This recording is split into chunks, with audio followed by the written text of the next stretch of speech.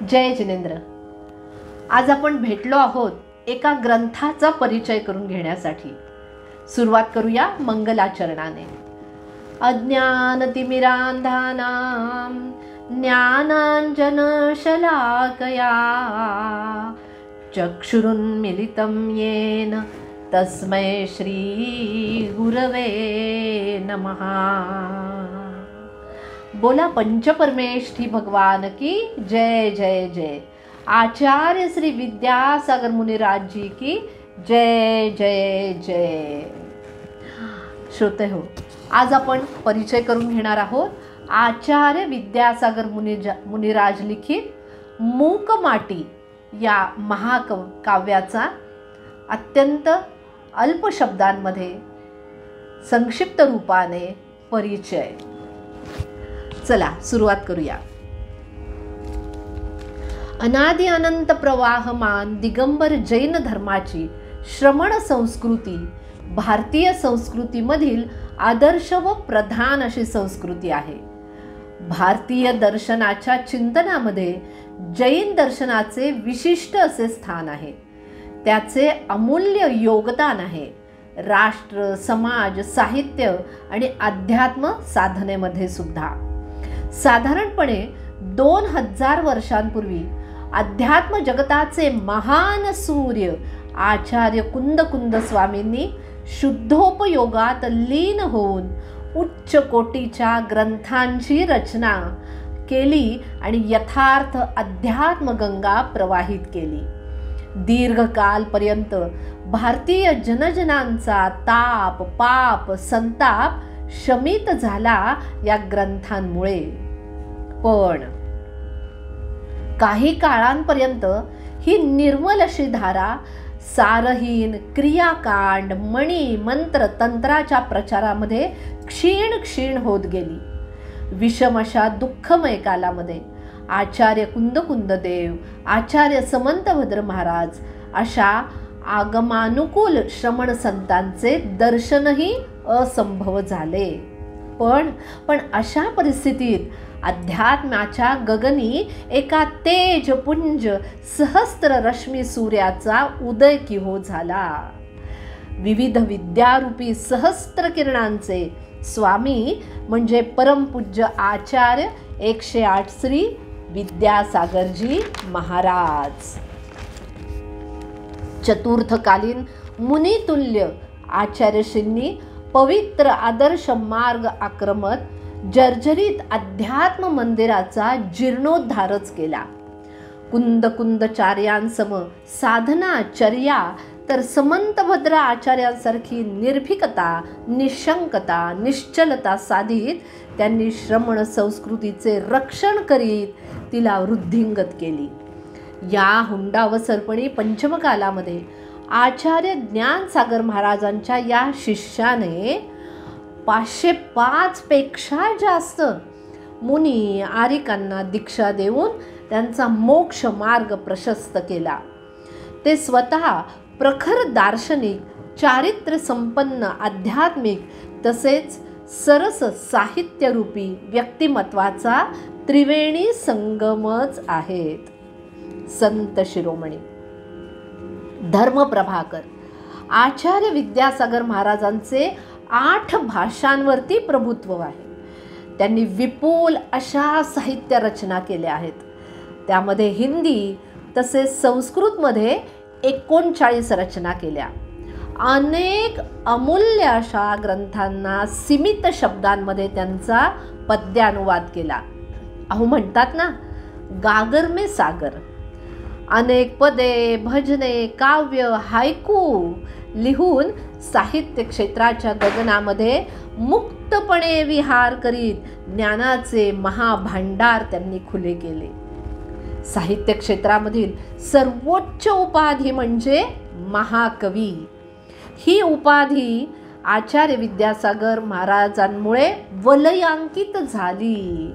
आणि हो, या वलयातील सर्वात तेजपुंज तारा म्हणजे महाकाव्य मूक माटी.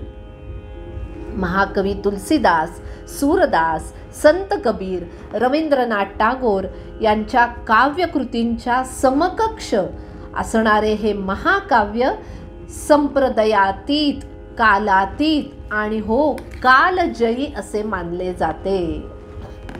भारतीय ज्ञानपीठ प्रकाशित मूकमाटी महाकाव्य हिंदी भाषेतून असून 488 पृष्ठांचे ते आहे. हे महाकाव्य लिहिण्यास सुरुवात आचार्यश्रींनी 25 एप्रिल 1984 रोजी मढियाजी जबलपूर येथून केली आणि ते पूर्ण झाले 11 फेब्रुवारी 1987 नैनागिरी येथे. 1988 ते लोकार्पित केले गेले. या महाकाव्याचा 3 वेळा इंग्रजी, 3 वेळा मराठी, 2 वेळा कन्नड, बंगाली, गुजराती, अपभ्रंश, प्राकृत अशा अनेक भाषांमध्ये अनुवाद झाला.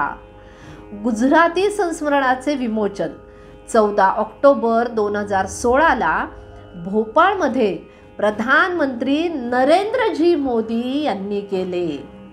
इंग्रजीचे विमोचन द सायलेंट अर्थ राष्ट्रपती प्रतिभाजी पाटील यांनी दिल्लीमध्ये 1 जून 2017 केले.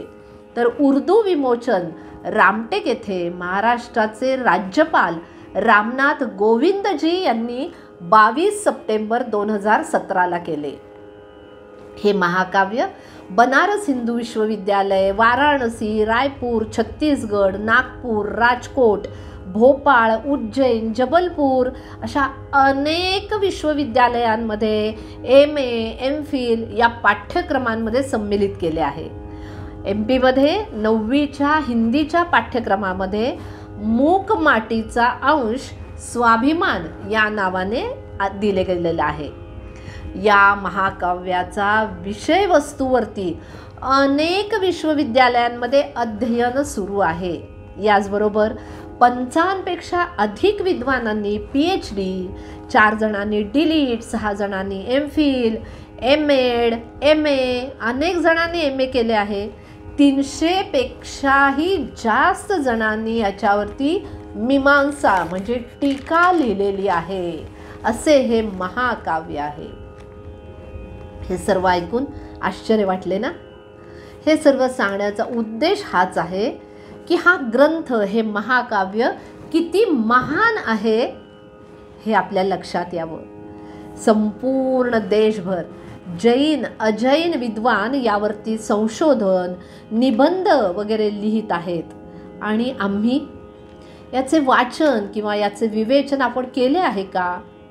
काय आहे या महाकाव्याचा विषय आपणास माहिती आहे का? ठीक आहे, आत्तापर्यंत काही जणांना माहिती असेलही विद्वानांना, पण काही जणांना जे वाचन नाही त्यांना हे माहिती नसेल. पण आता मात्र या महाकाव्याची महत्ता ऐकून त्याची विषयवस्तू ऐकण्याची उत्सुकता सर्वांनाच वाटत असेल, बरोबर ना? चला तर पाहूयात या महाकाव्याचा विषय. अहो नावच पहा ना, मूकमाटी. अहो जी बोलू शकत नाही, मौन असते नेहमी, अशी तुच्छ मानली गेलेली माती, अशा या अकिंचित पददलित मातीचे मंगल कलश रूप होऊन मस्तकी धारण होईपर्यंतची यात्रा, याचे सुंदर वर्णन या महाकाव्यामध्ये आहे. आचार्य समयसागरजी महाराज या ग्रंथाचे वर्णन करताना काय म्हणतात बघा. इस महाकाव्य में क्या है यह कहना कठिन है, पर क्या नहीं है यह कहना असंभव है. या महाकाव्यामध्ये आध्यात्मिक, धार्मिक, सांसारिक, राजनैतिक, नैतिक, पारलौकिक, अद्भुत, प्राकृतिक अशा अनेक पहलूंचे, विषयांचे वर्णन केले गेलेले आहे. हे महाकाव्य यामध्ये अलंकारांची छटा, कथा कहाणींची रोचकता, निर्जीव मानल्या जाणाऱ्या पात्रांना सजीव बनवून त्यांच्यामध्ये असणारा वार्तालाप, त्याची नाटकीयता सुद्धा आहे. कवीने या काव्याची सुरुवातीसच आपल्या गुरूंना म्हणजे आचार्य ज्ञानसागर महाराजांना वंदन करून केलेली आहे. नमो नाण गुरुणम असं म्हणत ते मंगलाचरण सुरू करतात आणि गुरुचरणानविंद चंचरिक म्हणत हे महाकाव्य त्यांच्या चरणी अर्पण करतात. आता या महाकाव्यातील विषयाची रचनाच पाहूयात, ऐकूयात. महाकवीच्या सूक्ष्म चिंतनाची कथा ऐकूया. महाकवीच्या सूक्ष्म चिंतनाची कथा ऐकूया. मूक माटी महाकाव्याची गाथा गाऊया. आता गाथा गाऊया.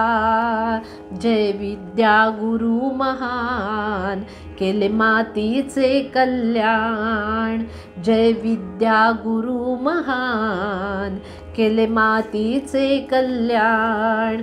केले मातीचे कल्याण. नमोस्तु नमोस्तु नमोस्तु आचार्य श्री नमोस्तु. आता या महाकाव्यामध्ये संत कवी विद्यासागरजी महाराज 4 खंडात विभक्त करतात. त्याचे 4 खंड आहेत. पहिला खंड आहे संकर नाही वर्णलाभ. दुसरा खंड आहे शब्द सो बोध नाही बोध सो शोध नाही.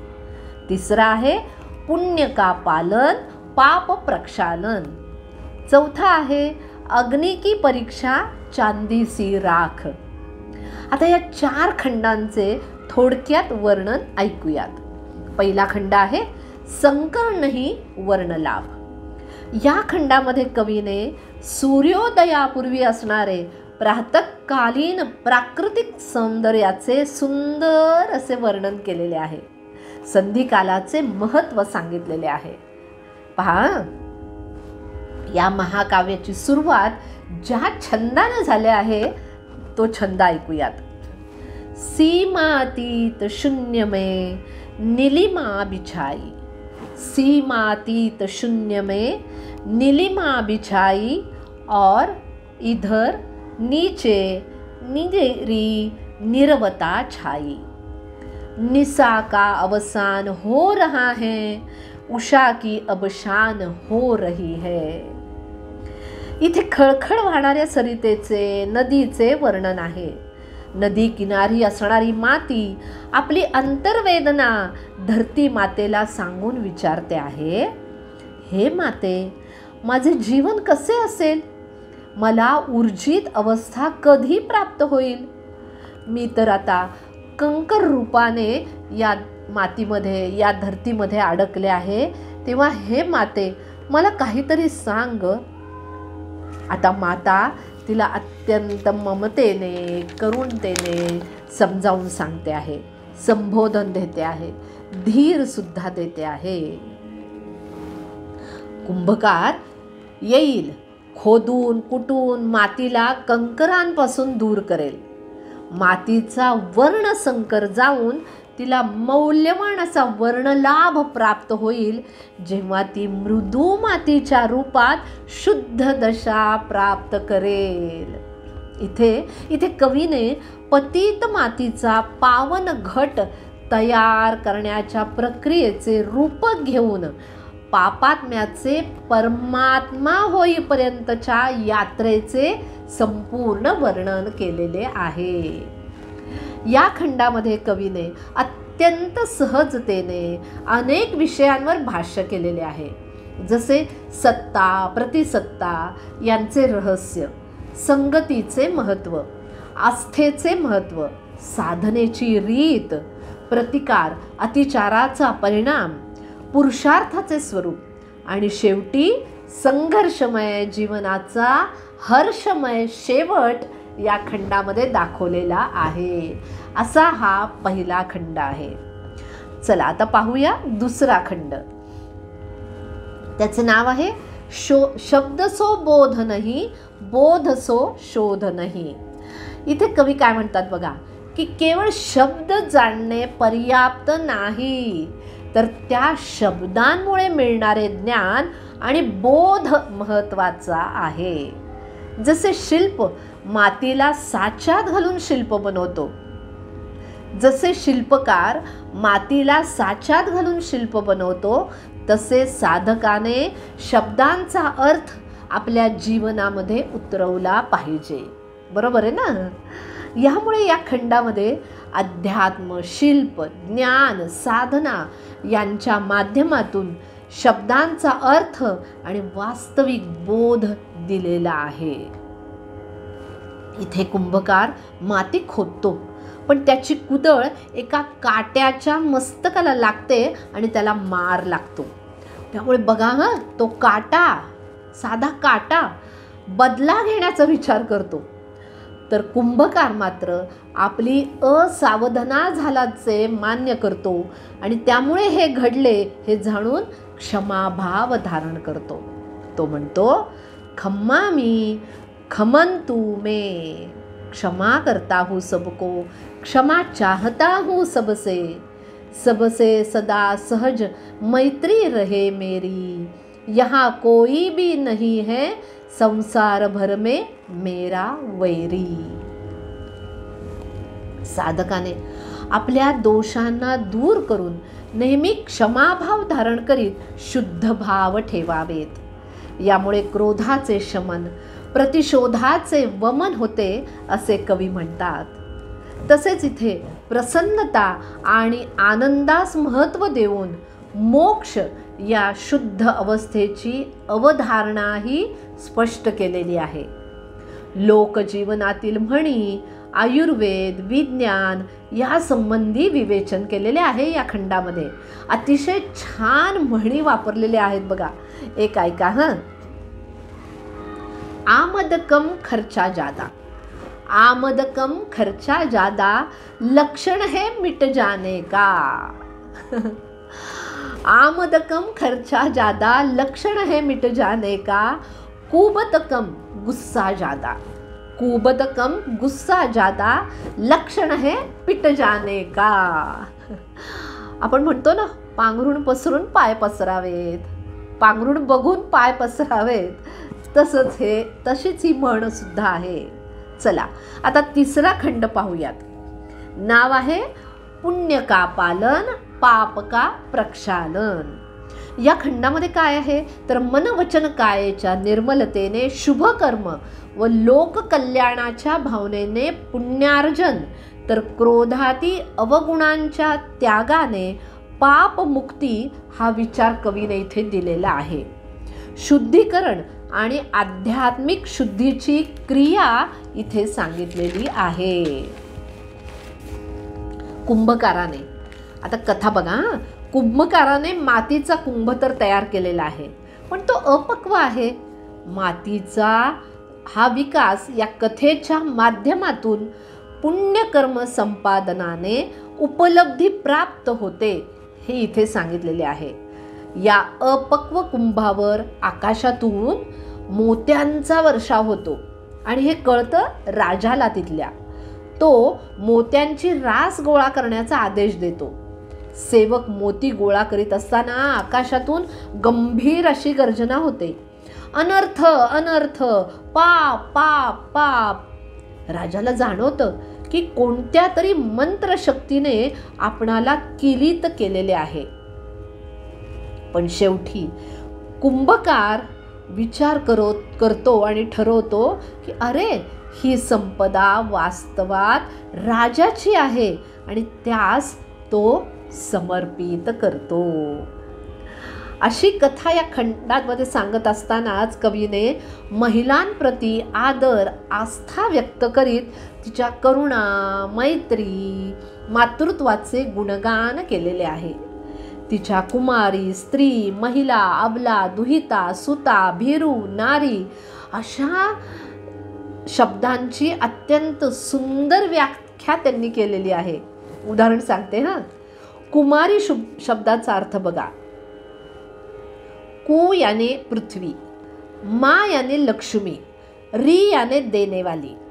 इससे कुल मिलाकर भाव निकलता है, यह धरा संपन्न तब तक रहेगी जब तक यहाँ कुमारी रहेगी.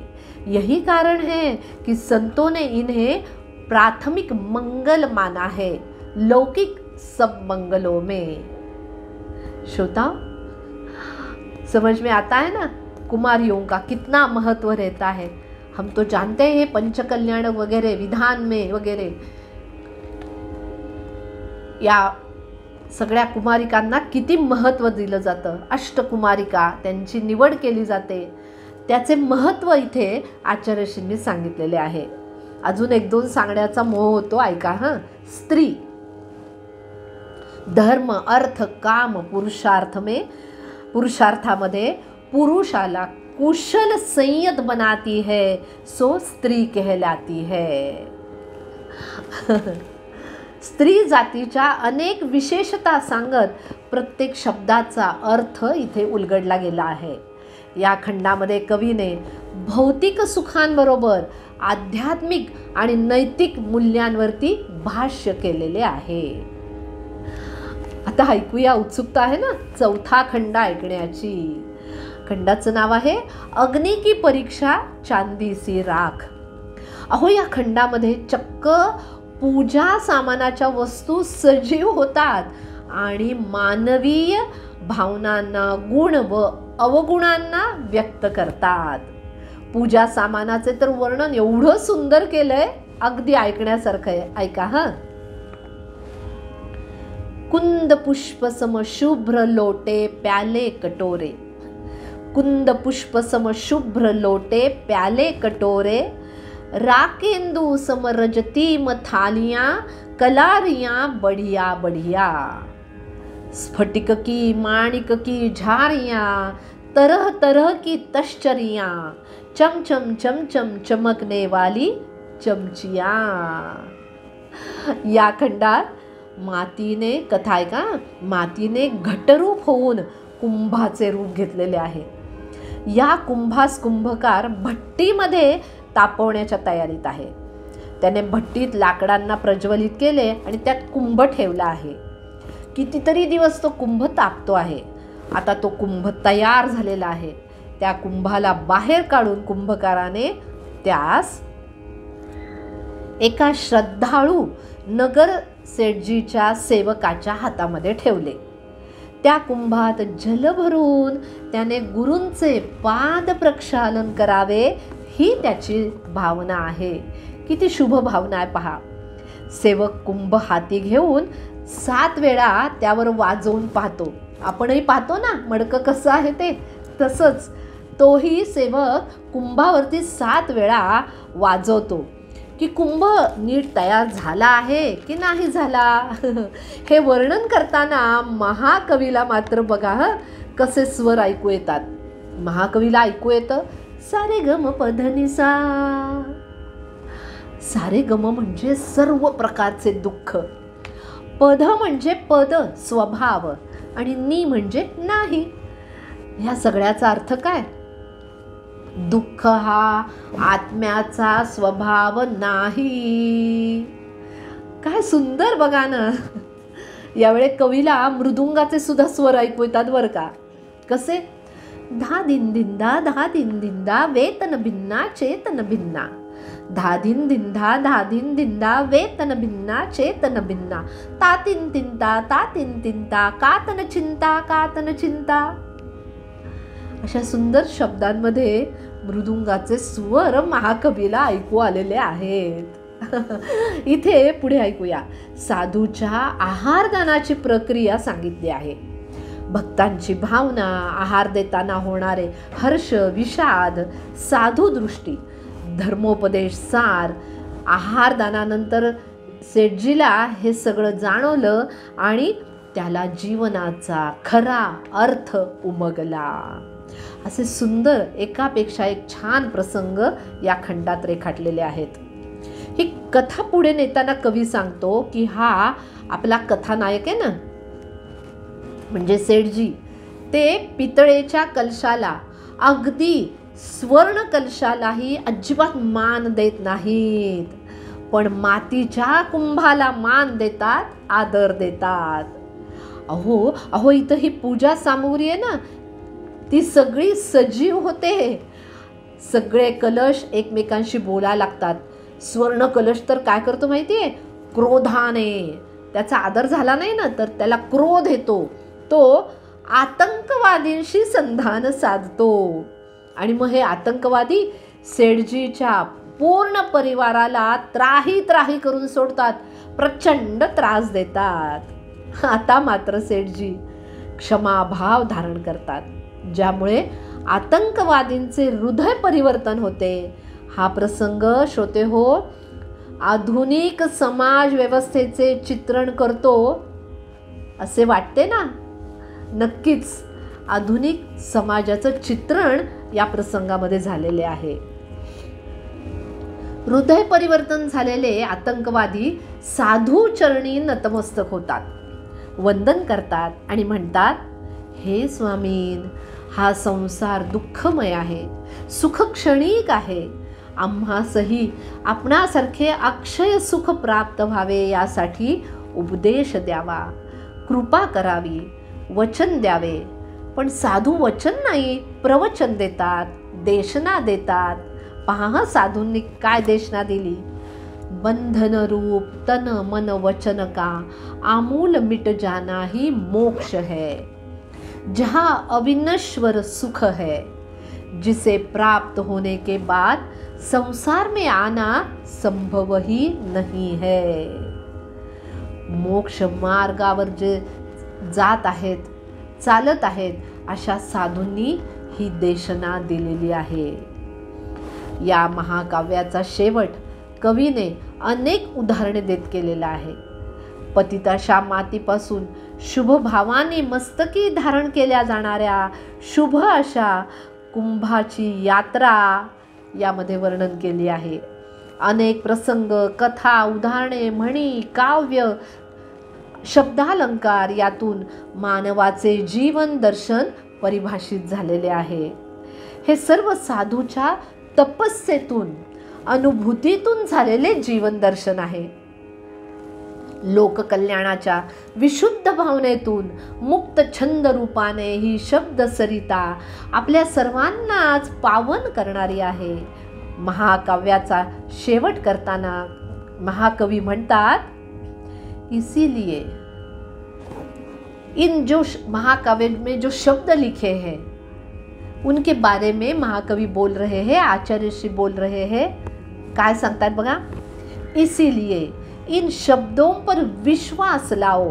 हाँ हाँ, विश्वास को अनुभूति मिलेगी, अवश्य मिलेगी, मगर मार्ग में नहीं, मंजिल पर. और महामौन में डूबते हुए संत और माहौल को अनिमेष निहारती सी मूक माटी, मूक माटी, मूक माटी. श्रोते हो, अत्यंत अल्प शब्दांमध्ये मूक माटी महाकाव्याचा परिचय करून देण्याचा प्रयत्न मी इथे केलेला आहे. उद्देश इतकाच आहे की महाकवीने केलेले हे चिंतन ऐकून वाचून आपल्या सर्वांचेच जीवन मंगलमय व्हावे, आपण हे सर्वजण मोक्ष मार्गस्थ व्हावे आणि अविनश्वर खऱ्या सुखाची आपल्या सर्वांना लवकरच प्राप्ती व्हावी. हा उद्देश मनात ठेवून या महाकाव्याचे, ह्या ग्रंथाचे परिचय आपणापर्यंत मी आणण्याचा प्रयत्न केलेला आहे. आपणा सर्वांना सप्रेम जय जिनेंद्र. बोला महाकवी आचार्य श्री विद्यासागर मुनिराज की जय जय जय. नमोस्तु नमोस्तु नमोस्तु आचार्य श्री, नमोस्तु. जय जिनेंद्र.